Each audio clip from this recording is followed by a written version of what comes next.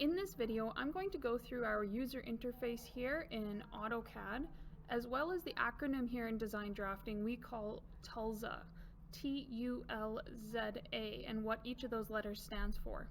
So for this video, I'm using AutoCAD 2021, and here I have open just the home screen. So all I've done is I've opened up the program and I'm just getting started with a brand new drawing. So the first letter in TULZA is T, and T stands for template. So when you first open up a new drawing, you want to make sure you're opening up the correct template so that you have all of the setup and all of the behind the scenes information ready to go. So you'll notice over here we have what's called the Get Started area, and I want to put a little word of warning here. Don't just click the Start Drawing button. I know it's big and it's visible and you want to click it because it's there, but don't do that. The reason for that is you don't know what this is opening up. You don't know if somebody else has changed the template that's behind this button. This is a big square box with a question mark on it because you don't know what's in here. Instead, what we're going to do is hit the drop down below called Templates, and you're going to go find the ACAD.dwt. So ACAD, ACAD.dwt, and this is the template you're always going to open up here in our grade 9 Introduction to Design Drafting course. So that's a big check mark on the T for our TULZA. Now let's move on to U. So U stands for units, and here in design drafting we use two different systems of measurement. They're called metric and imperial. So let's take a look at what that is. Here's kind of a snippet of the end of a ruler, and if you guys have your own rulers you can take a look at them. But metric is what's being shown along the top here, and metric is centimeters, millimeters, meters. All of those are metric units of measurement.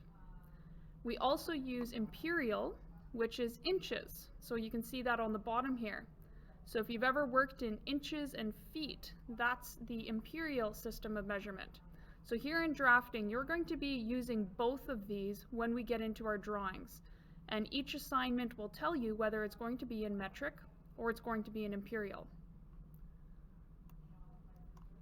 So once you're in your template, you need to set up your units. We're going to do that by actually typing on our keyboard UNITS, just like this. And you'll notice it opens up that command for us. So this typing in units is linked to the units command. So hit enter on your keyboard, and it's going to open up the drawing units box here.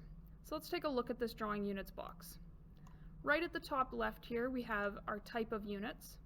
Now in decimal, decimal is working with a decimal point. So 0.0000. So right now this means that we're going to be working in numbers with decimals, and right now we're going to get 4 numbers after the decimal place. So if I tell you on an assignment we need a precision of 4 decimal places, you want it to look like this with 4 numbers after the decimal. If I say we're going to have a precision or an accuracy of only 2 decimals, you're going to hit this drop down and you're going to change that to just 0.00 with only 2 decimals. So this is where you change the accuracy or precision. Those terms are interchangeable. I'm going to go back to 4 decimal places right now, and I'm going to come down to our units down here. So when you hit this drop down, you can see all the different options we have. For you guys, you're either going to be working in inches or going to be working in millimeters. So if I say we're working in metric, you come in, you change it to millimeters. If I say we're working in imperial, you come in and you change it to inches. I'm going to leave it at inches for right now, and I'm going to click OK. So now we've set up the T for template, we've set up the U for units. The next one is L, and L stands for limits. And when we talk about limits, we're talking about our drawing space here. So this big area right in the middle here, this is called our graphics window, and this is where we do all of our creativity. This is where the magic happens. This is where your designs come to life, and this is where you do all of your drawing. So in the graphics window, we need to set what are called limits, because think about this. If we're designing a city block, with multiple houses, roads, trees, fire hydrants, people walking their dogs, that sort of city block, that takes up a lot of space on here. So you want to set limits that are big enough to design all of that on here. Now, what if I say we're designing the little gears in your pocket watch? Well, if you took a look at your pocket watch, if you happen to have such a thing, the gears on there are very, very, very, very small, especially when you compare the size of one of those gears to the size of the city block. So then you would set your limits so that you can draw that gear and that you can actually see it on your screen. So that's why we do the setup here. So to set your limits, you're going to type in LIMITS, and it's going to open up the limits command the same way the units did. And then you just type in 2 numbers here. So let's take a look at what it says next to my mouse. It says specify the lower left corner. So essentially when we're setting our limits in, what we're doing is we're drawing a rectangle from a bottom left corner to a top right corner. And that will just fill in a rectangle that will fill up our screen here. So my lower left corner I'm going to say is 0. Then I'm going to go tab 0 because we're putting in what are called X and Y coordinates. Because if you look down here, we've got a little X, Y axes. So we're going to do 0, 0. Once you type that in, hit enter. And now it's going to say specify your upper right corner. So now we tell it how big we want our screen to be.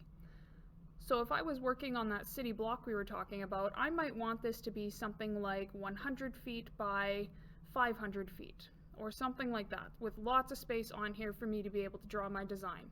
If I was working on that little gear in the pocket watch we were talking about, I might want this to be something like 1 inch by 1 inch, something much, much, much smaller. Right now I'm just going to set my limits to 5, 5. So 5, tab 5. And I'm just typing that on my keyboard and I'm going to hit enter.